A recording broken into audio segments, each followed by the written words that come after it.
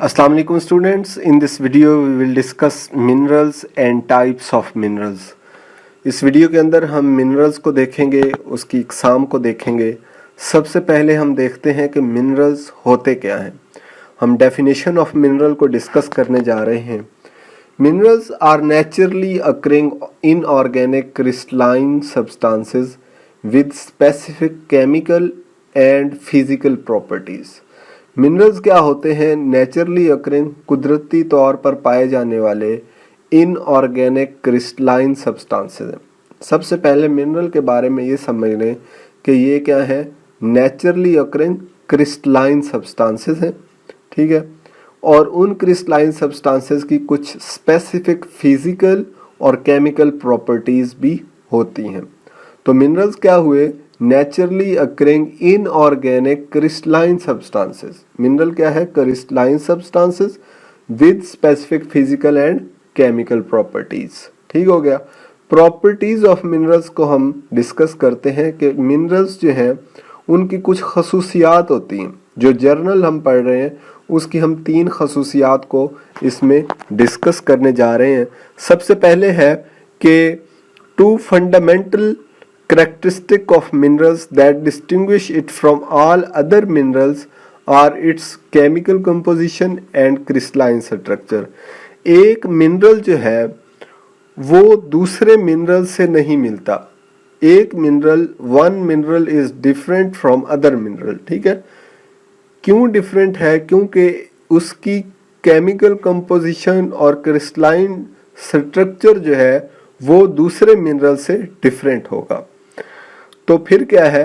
No two minerals are identical in both respect, के किसी भी तरीके से 2 मिनरल्स एक दूसरे के आइडेंटिकल नहीं हो सकते।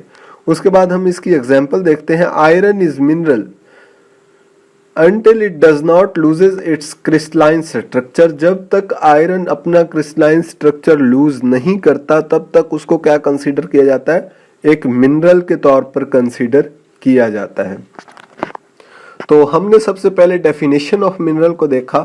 मिनरल क्या है? इनऑर्गेनिक क्रिस्टलाइन सब्सटेंस है, ठीक है।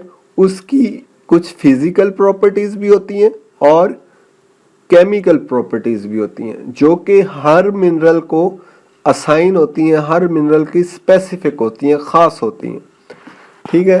उसके बाद हम पढ़ते हैं types of minerals. Types of minerals में सबसे पहले है silicates. These are the most important rock forming minerals. ये जो पत्थर होते हैं डिफरेंट किस्म के, ये तमाम किस चीज से बनते हैं? सिलिकेट्स से बनते हैं पत्थर। The 3 most important rock forming silicate minerals are mineral groups are। In silicates की 3 आगे किस्में हैं। The most important rock farming silicates कौन से हैं? सबसे पहले है quartz, composed of silicon and oxygen. Quartz किससे बने होते हैं? सिलिकॉन और ऑक्सीजन को जब मिक्स किया जाए तो क्या बनता है? क्वार्ट्स। क्वार्ट्स एक ऐसा पत्थर है जो कि सिलिकॉन और ऑक्सीजन को मिलाने से बनता है, ये माइंड में रख लें।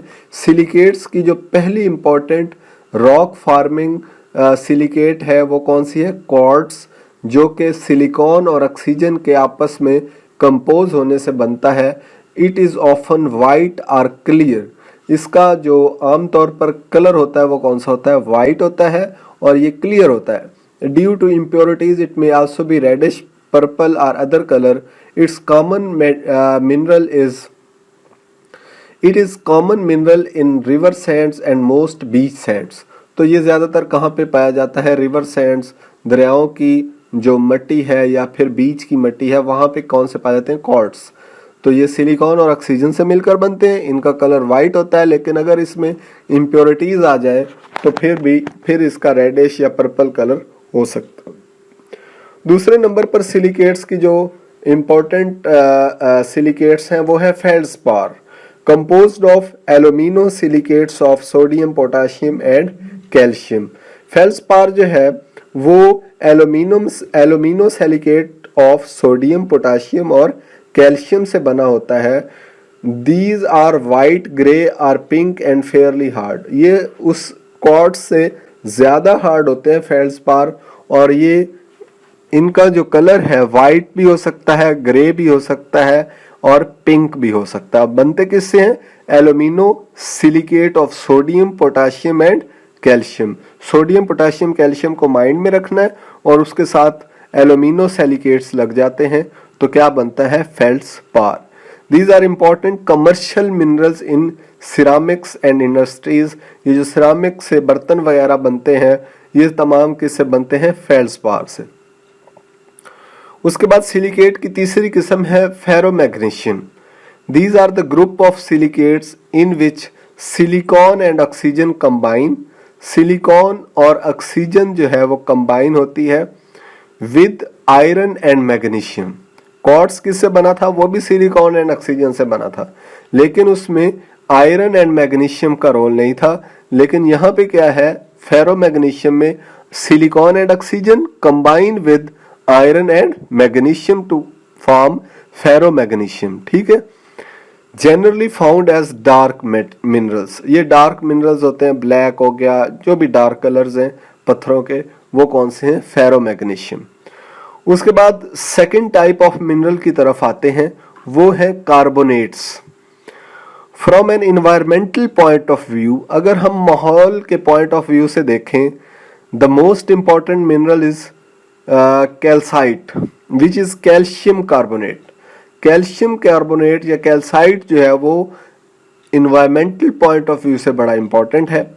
Most of the calcium carbonate is found by biological activity. Some organism use calcium carbonate directly in bone shell which are then deposited. होता क्या है कि ज्यादातर कैल्शियम कार्बोनेट कहाँ से बनता है? बायोलॉजिकल एक्टिविटीज की वजह से, जो कि बोन हड्डियों में पाया जाता है, बोन शेल्स में पाया जाता है और इन्वायरमेंट में डिपॉजिट हो जाता है। Calcite is the major constituent of limestone and marble, two important types of rock. Limestone और मार्बल बड़ी इंपॉर्टेंट है, हमारे ये घरों में इस्तेमाल होती हैं और हम इसको वो फर्श वगैरह बनाने में इस्तेमाल करते हैं। तो उसमें क्या है? कैल्साइट का बड़ा अहम किरदार है, कार्बोनेट्स का बड़ा अहम किरदार है। तो ये भी क्या है? मिनरल्स की दूसरी किस्म। उसके बाद हम मिनरल्स की तीसरी किस्म की तरफ आते हैं जो कि सल्फाइड्स है। The sulfide minerals such as pyrite or iron sulfide are sometimes associated with serious environmental problems। ये जो सल्फाइड है, जैसा कि पायराइट या आयरन सल्फाइड है, ये क्या होता है? ये इन्वायरमेंट में सीरियस प्रॉब्लम्स क्रिएट करते हैं। जब रोड्स, टनल्स और माइंस आर कट, जब भी रोड्स या टनल्स या माइंस को आप कट करते हैं तो वहाँ पे सल्फाइड्स जो हैं वो निकलते हैं। रिच इन कोल जैसा कि कोयले का जो है वहाँ से भी सल्फाइड निकलते हैं जो कि सल्फाइड मिनरल्स बनाते हैं और ये इन्वायरमेंट पर बड़ा बुरा असर डालते हैं। उसके बाद चौथी किस्म मिनरल्स की है। तीसरी किस्म कौन सी है? सल्फाइड्स। पहली सिलिकेट्स, दूसरी कार्बोनेट्स, तीसरी सल्फाइड्स और चौथी हम पढ़ने जा रहे हैं वो है metal oxides. Metallic elements react with free oxygen in the atmosphere. Metal oxide कैसे बनते हैं? Metallic oxides, metal oxygen. ठीक है। मेटालिक एलिमेंट जो है वो ऑक्सीजन के साथ एटमॉस्फेयर में क्या करेंगे? रिएक्शन कर जाएंगे और क्या बन जाएगा? मेटल ऑक्साइड बन जाएगा नतीजे में। Some of our most important mineral resource occur in this form iron and aluminium, the most important metals in our industry। Iron और एल्यूमिनियम जो है वो हमारी industry, society and both mined for deposit in the form of their oxides. इनके oxides जो है वो हमारी इंडस्ट्री और सोसाइटी के लिए बड़े ही इंपॉर्टेंट हैं। उसके बाद हमने पांचवी किस्म जो मिनरल्स की पढ़नी है वो है नेटिव एलिमेंट्स। नेटिव एलिमेंट्स क्या है? The last group of minerals include the uncommon native elements such as gold, silver, copper and diamond that have long been sought as valuable minerals। ये जो कॉपर है, गोल्ड है, silver है, diamond है, ये कौन से एलिमेंट्स हैं?